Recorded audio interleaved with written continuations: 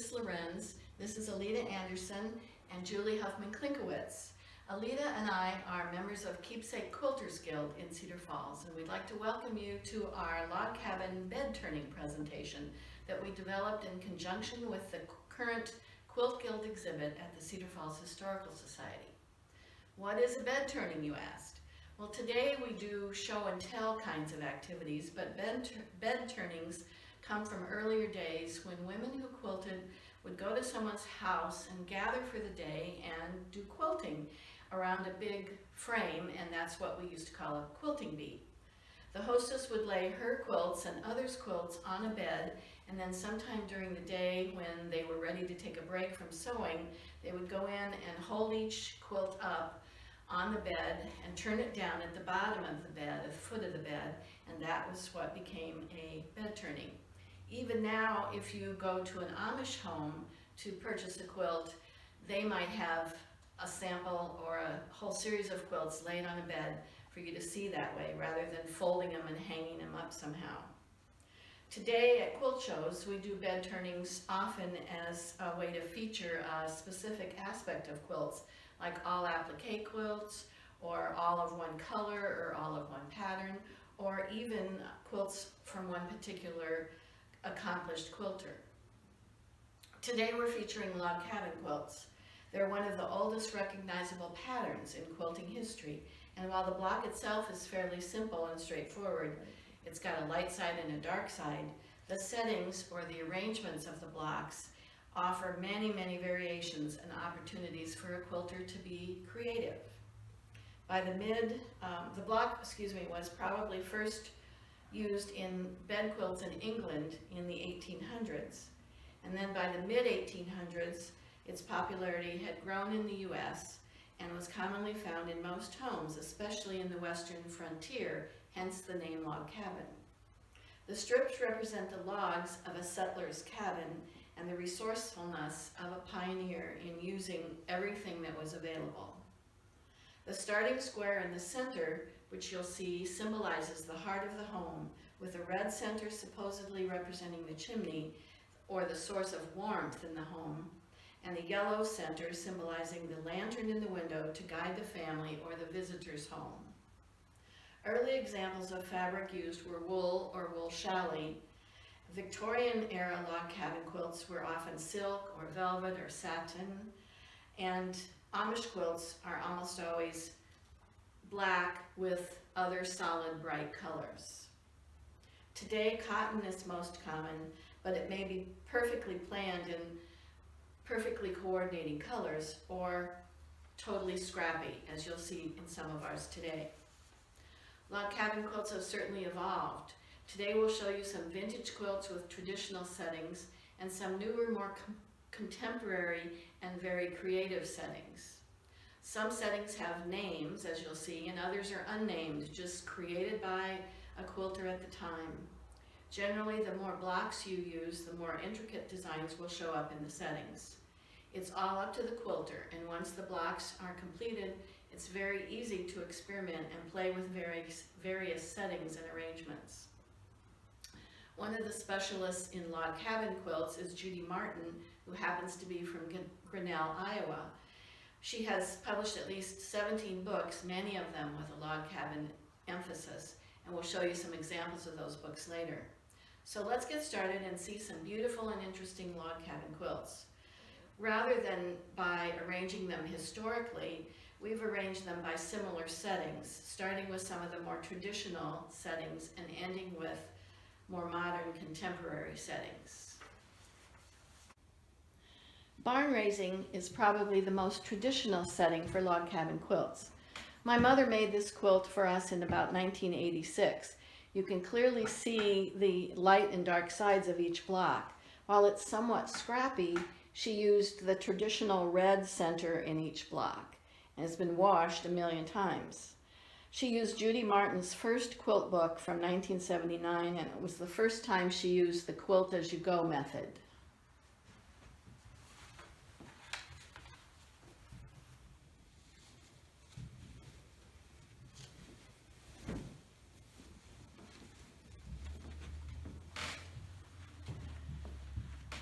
This was the first quilt made by Guild member Sue Plaguey. It was an Eleanor Burns Quilt in the Day class taught through an adult ed session. It's also the barn raising setting, just like the last one, but Sue chose to tie it rather than quilt it. Many years later, and Sue is still quilting.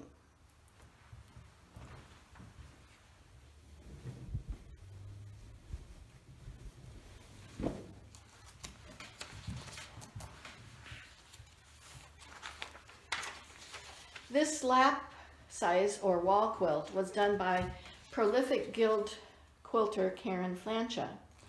The setting is called Chimneys and Cornerstones, and it's very similar to the barn raising in that you can see the lines in the quilt, but it uses squares, typically red squares, all along the division between the light and dark sides of the logs.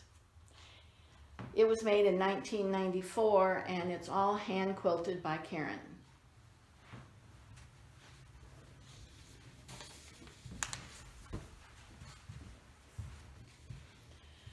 Courthouse steps is another common version or variation, this one also by Karen Flancha.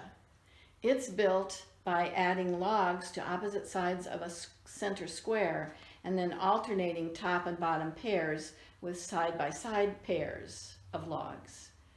The light and the dark are now on opposite sides of the block, creating an almost hourglass, which you can almost see it curves, impression.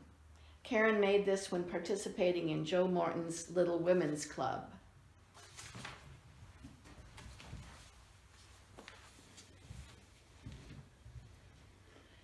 Stepping stones is also an old variation of the log cabin block. Once again, Karen Flancha loves vintage quilt styles, and this is another one of her small quilts using reproduction fabrics. By the way, Karen is a founder of our local Keepsake Quilters Guild. Many log cabin quilts, such as this, do not have a lot of quilting, so this one is hand quilted, but it's done in the ditch, which means it's done along the seam lines, so as not to detract from the pattern in the logs.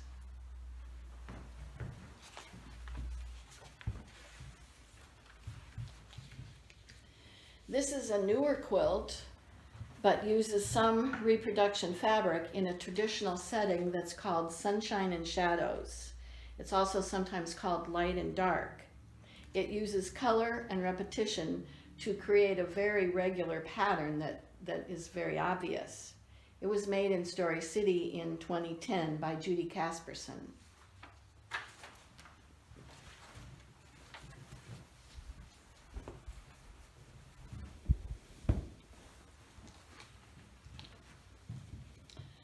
Log cabin is in the pines is the thimbleberry's name for this traditional log cabin where the logs are arranged to resemble pine trees. The similar trees in the pieced border carry out the theme. It was designed by thimbleberry's creator Lynette Jensen and pieced and quilted by Carol Lindquist, another Keepsake Quilters Guild longtime member.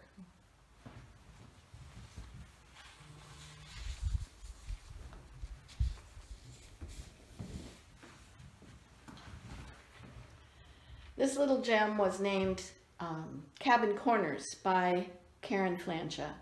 She used 4 light and dark blocks in the corners and then 4 all light blocks in the center to create the focus in the center. It was also done in Joe's Little Women's Club and was hand quilted again in the ditch by Karen.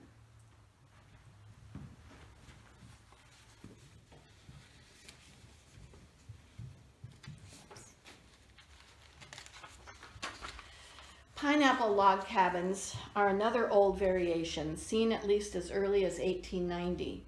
They're square blocks that have trapezoidal logs surrounding a central base. This vintage one, and the maker is unknown, belongs to my sister in Story City. We're not sure of the date, possibly late 19th or early 20th century. It doesn't have any batting, so it's soft and thin and has a small amount of hand quilting. very graphic.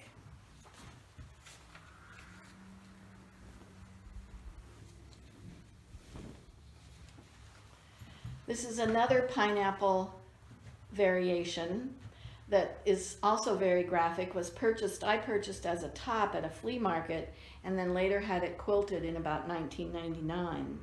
I think I paid $35 or $40 for the unquilted top at the time.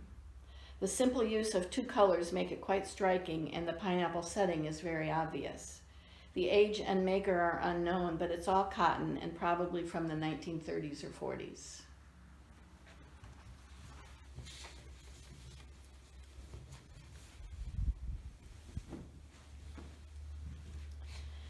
Karen Flancha designed this patriotic runner in patriotic colors to use for seasonal holidays. She added borders to get the appropriate size she needed, and the secondary designs of the curved circles become clear and evident. I just love seeing the circles in there, and you realize it's all straight lines. The pattern is also from Joe's Little Women's Club, and it was machine quilted by Julie Messerly.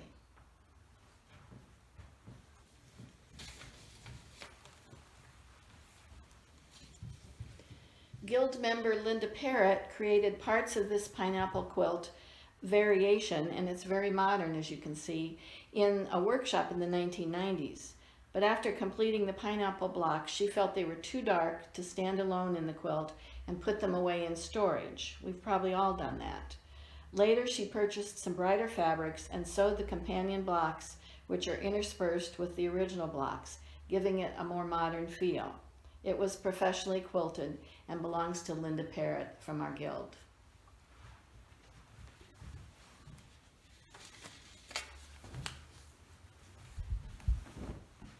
We've had a well-known quilter from Des Moines, Joanne Belling, teach at least 2 classes for Guild over the years.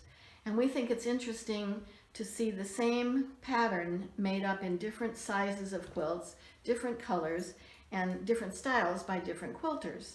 So this one is Janet O'Neill's version of Facet Plays Piano, originally made by Joanne using all Kaif Fawcett fabrics. Janet's is large and colorful, and the ovals really pop.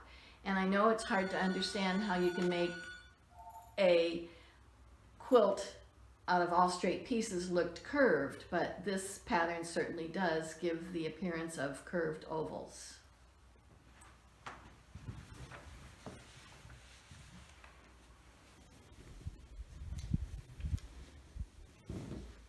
Aleta took the same class by Joanne Belling, and this is her version presented in all Kaif Facet fabrics, as the original was. It's an example of a rectangular log cabin block that appears curved. Joanne Belling named it Facet Plays Piano because the border reminded her of piano keys, as you can see. The oval shapes are comprised of 4 rectangular log cabin blocks that use the same fabric, which makes it look very different from a similar project composed of scrap fabrics.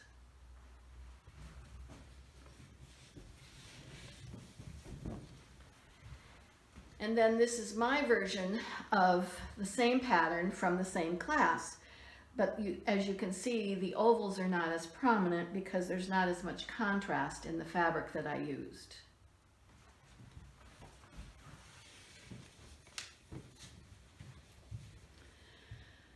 I got this little old quilt from an estate sale several years ago. It's mostly wool, and I think the back is feed sack, and you'll see the back in a minute when they fold it down. We're not sure of the age, but we suspect it was cut from a larger piece, from a larger quilt, since there are 2 different bindings used. The pattern is called straight furrows, and it's tied rather than quilted. And show the back a little bit as you turn it over.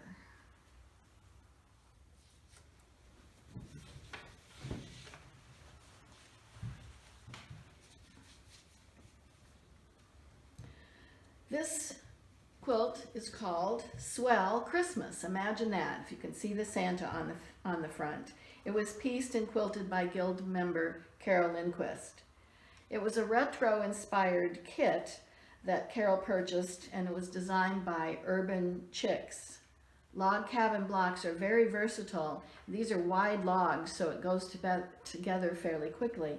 And in this example, they're used to accent a fabric panel that was the Santa.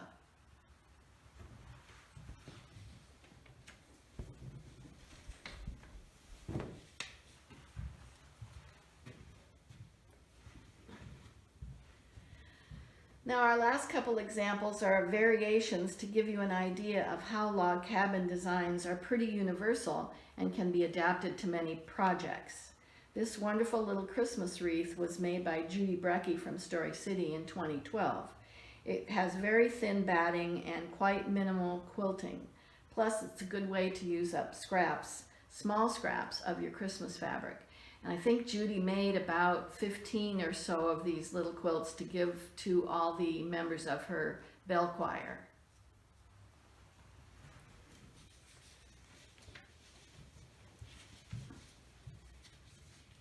The fun name of this quilt is Slice, and it was pieced by Carol Lindquist and quilted by Julie Messerly.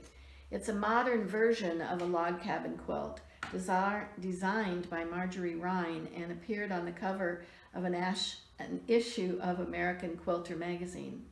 The liberal use of the white background fabric creates lots of negative space, a hallmark of many quilts in the modern style.